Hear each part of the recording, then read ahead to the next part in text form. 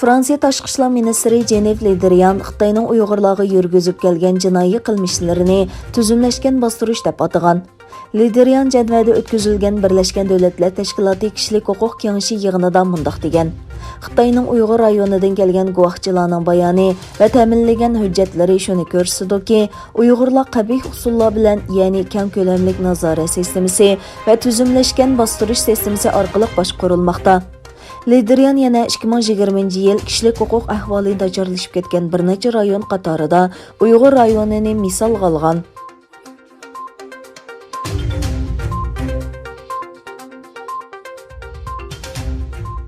Kishilik huquqni kuzatish to'rining 24 fevral e'lon qilgan xabarida ko'rsatilishicha, yaqinqi yillardan beri Xitoy hukumatining Uyg'urlarga har xil jinoiy badnomlarni joplab, ularni uzun muddatli kesib o'tish qilmishi ئېغىرلاپ ketgan.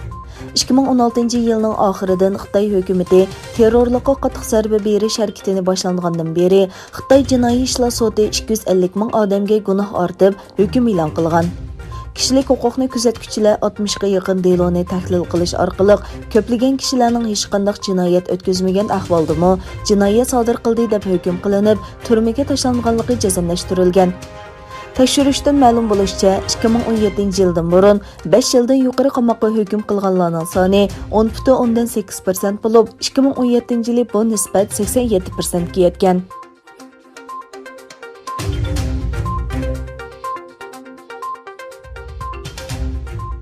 Amerika tashqi ishlar ministrligining bayonotchisi Xitoy Uyg'urlarga yurgüzüp kelgan jinoyatini irqiy qirg'inchilik va insoniyatga qarshi jinoyat deb qayta ta'kidlagan.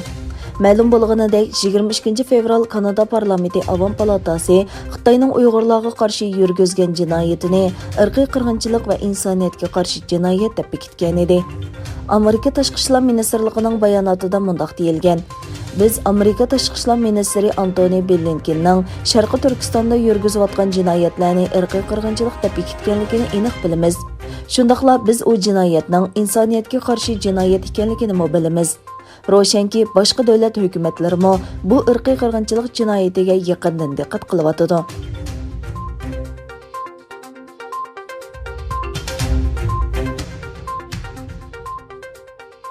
Amerika prezidenti Joe Biden tarafidan Amerika mərkəzi ئاخبارات ئىدارىسىنىڭ başlıqıga nomzod ko'rsatilgan William Burns, Amerika istixbarotining oldidagi eng muhim sinoq Xitoy dedi. Kengash palatasi axborot komitetida jazmlashtirish jarayonidagi sinoq va kengash palata a'zolarining savoliga javob bergan Burns, Xitoy bilan bo'lgan raqobatning va u dushman va yirtqich hayvon deb tasvirlagan Xitoy hukumatiga qarshi tashlangan qadamlarning Amerikaning davlat bexatarligi uchun muhim ekanligini ta'kidladi. Burns Xitoyni qattiq va mustabid raqib deb tasvirlab, Beyjingning bilim mulk huquqini o'g'irlash iqtidorini kuchaytirib, o'z xalqiga bisim shiltib, ta'sir doirasini kengaytirib, Amerika ichidagi ta'sir kuchini oshirdi dedi.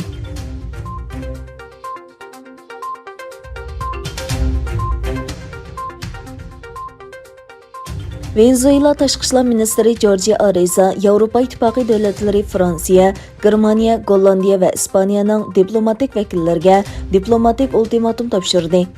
Ariza tunugun o'tkazilgan muxbirlarni kutib olish yig'inida Karakasdagi Yevropa ittifoqlari vakillari o'makining boshlig'i bosh elchi Isabel Berilxantining qabul qilinmaydigan kishi deb e'lon qilinganligini va uning davlatdan ayrilishga 72 soat vaqt berilganligini e'lon qildi. Minister Ariza bu qarorning Yevropa ittifoqining Venezuela doiralariga jazo yurgizish qarori sababidan chiqarilganligini bayon qilib, Yevropa ittifoqi va Amerikaning allaqachon Venezuelaga 55 jazo yurgizganligini eskartdi.